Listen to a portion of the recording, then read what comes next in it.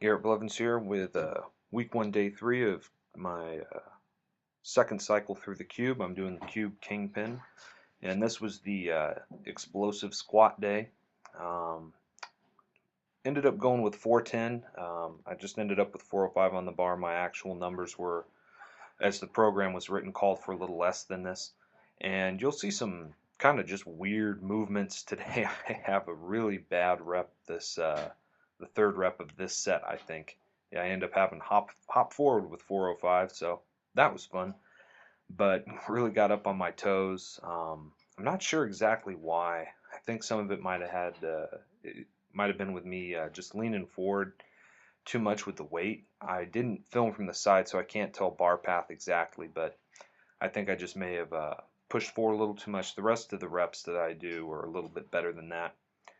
And they felt pretty quick today, but I did 8 sets of 3 and really hard to get through all 8 of them. My quads were real sore by the end. Really about the 4th set through, I was starting to think, man, this is a rough day. Now, this was Thursday, but last night I was running around. I work at a church with some children, and so we were playing some games outside, and I did a lot of sprinting around. We were playing pretty much a game of tag, and so my lower quads were just really burning up from that. I think it's good to keep the movement aspect just for life, being able to walk around and run around if you need to. I think that's important, but I definitely think it impacted my training for today. Nevertheless, I think that the protocol called for something like 390 or 395, and so I bumped it up a little bit from there. Just ended up that way when I was doing my warm-ups and decided to go with it. On this video log, I kind of want to talk about something a little different than usual. I've been reading through Brandon Lilly's book, 365 Strong, and came across one of the quotes early on in the book, just chapter 2. And Brandon says, life is realizing that you are the one in control. You have absolute freedom to do and become exactly what you choose. So I read this quote and I read it to my wife, and we talked about it for a little bit and tried to decide if we agree or disagree that that's what life is. And there's a way in which I agree, and there's also a way in which I disagree. The way in which I disagree and kind of how I want to read this first sentence is life is realizing that you are the one not in control, um, which seems to be the exact opposite of what Brandon is saying, since he is saying the exact opposite. For me, in my system of belief and the way that I view the world, I'm not the one in control. God is the one in control.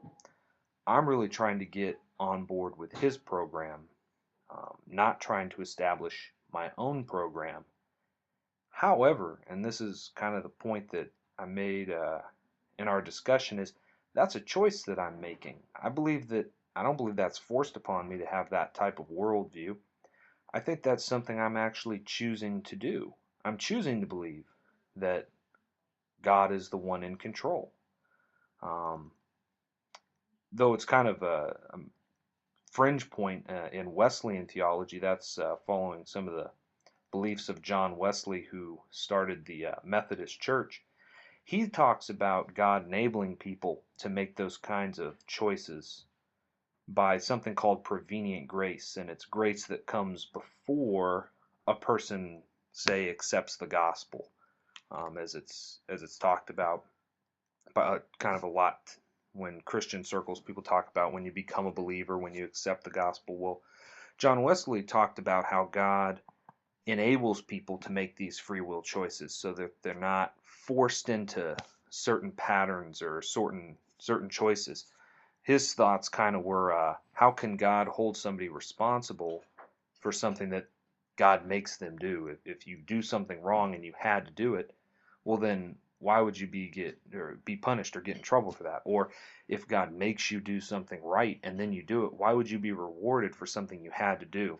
So I agree with Brandon in that sense, and with John Wesley, that we do have freedom to choose what we are going to become. But what I also believe is that there's only one legitimate thing for all of us to become, And that's who God created and intends for us to be. It's an interesting thing when you get to know different powerlifters, and I don't know if all of them have a philosophy that goes along with their training, but I see that many of them do. And many of them learn spiritual lessons or life applications from their training that are just not inherent to the system. Brandon and I are using, I'm using his system that he created. It works really well for me. I enjoy it. But I learn a lot of different lessons than the lessons he learns. I don't think that makes one of ours more valid or more important.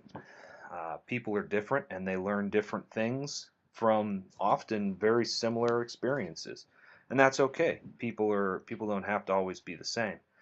But for me, that reading that quote about choosing our lives, for me, my life made the most sense and makes the most sense when I chose to surrender control to God and to let God be in charge of the way things should go in my life as much as I can.